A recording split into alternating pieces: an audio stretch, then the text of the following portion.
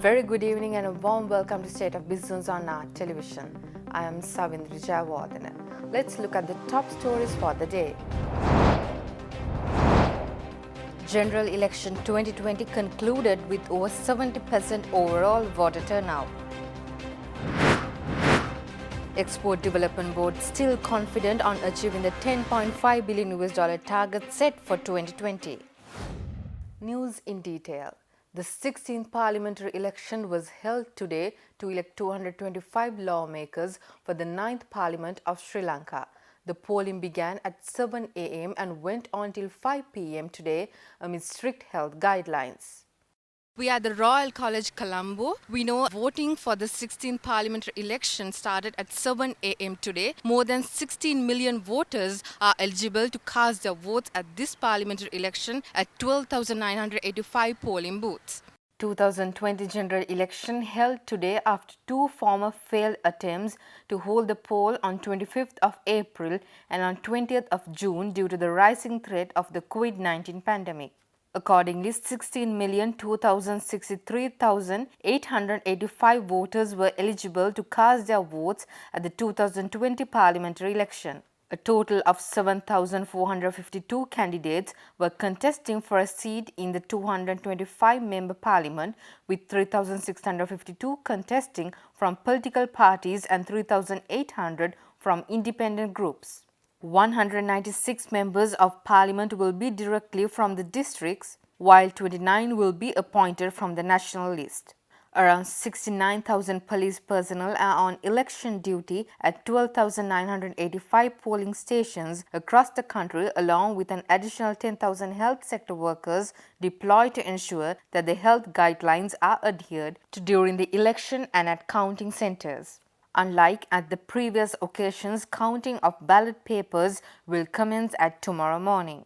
In the meantime, the voter turnout in almost all districts exceeded 50% at 2 p.m. today. Thus, this is how President Gotabaya Rajapaksa and key other political figures casted their vote today.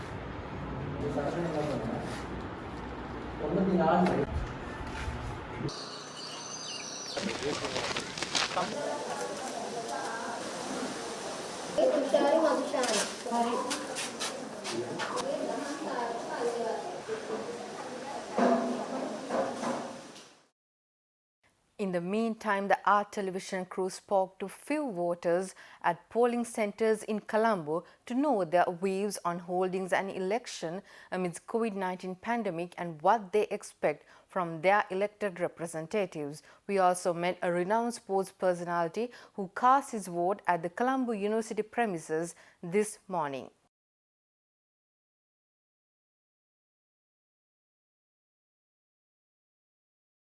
One thing is, I think a lot of parties, most parties, didn't talk about corruption.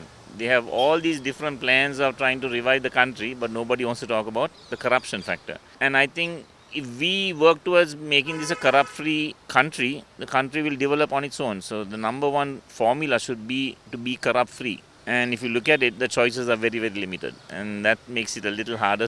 women need more chance also in the parliament. As for the election, the voting facilities, I think it's okay. Like all the safety precautions were followed and it was good. I think it is important if you love your country, you have to voice your opinion and you have to vote for your rights, especially at a crucial stage when this country has been affected with the coronavirus. It is very important that somebody, whoever party comes, is able to resurrect this whole economy and bring back some sanity to this country. Chairman of Election Commission Mahinda Deshapriya addressed the media today evening at the end of the polls as his last media briefing as the chairman of NEC, and he said that the overall voter turnout was over 70% and that it's satisfactory as the election was held under strict health guidelines due to the COVID-19 pandemic. Chairman of the National Election Commission Mahinda Deshapriya said the highest voter turnout of 76% was reported from the Hambantota and Batticaloa districts. Voter turnout of 75% was reported in Nuwara Eliya and it was 74% in Trincomalee and Vanni. In Diga Madulle and Mondragala, the voter turnout was reported as 73%.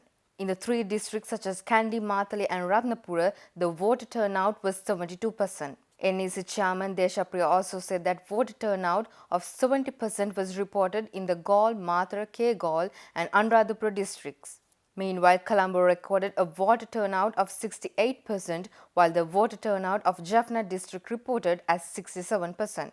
In the Kaluthura, Puttalam and Kurunegala districts, it was shown as 65%. He also added that the counting will commence tomorrow morning and the transportation of the ballot boxes to the counting centres has already begun. As questioned by media, he also added that representatives of all political parties and independent group candidates have been allowed to wait at the counting centres, assuring that no illegal incident will occur. Deshapriya further added that his team will be able to release all the preferential votes by 6 p.m. of coming Friday. He also assured that national list also be finalized by next Monday. Stay tuned for more news right after this break.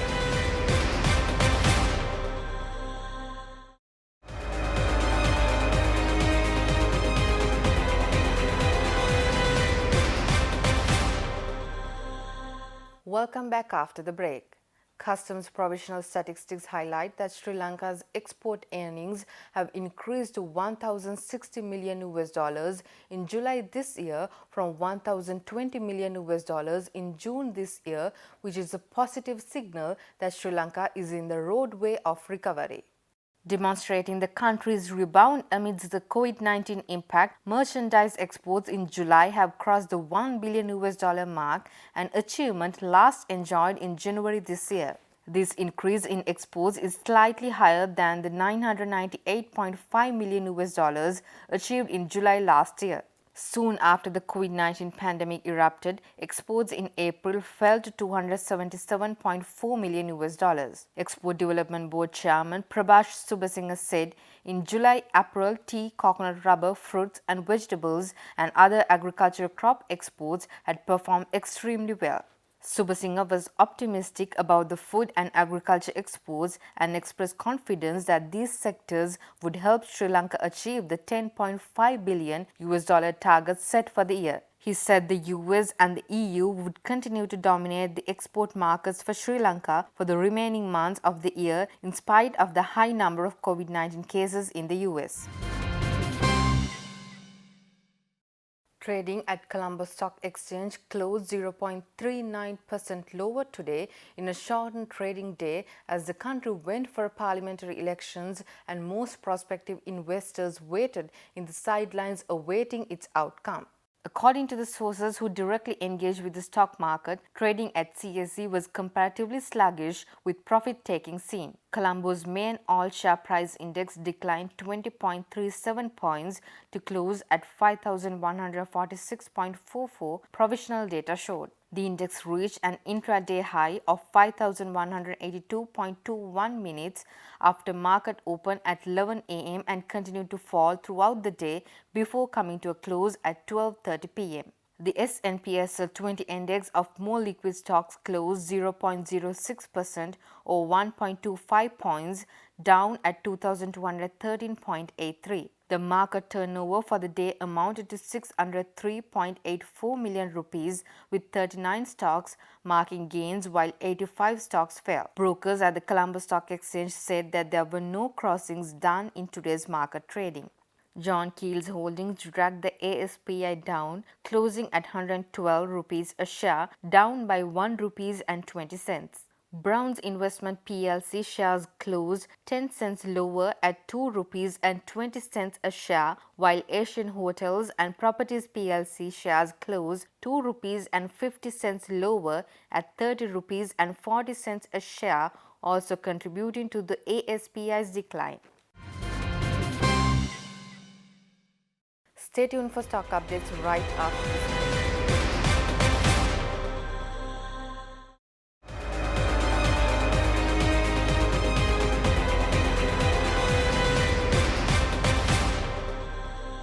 Welcome back after the break. The trading at Colombo Stock Exchange ended on a negative note today. The all-share price index dropped 20.37 points to close at 5,146.44 and the S&P SL 20 dropped 5.41 points to close at 2,209.67. The turnover was 603 million rupees and over 30 million shares were traded. Up next are forex rates.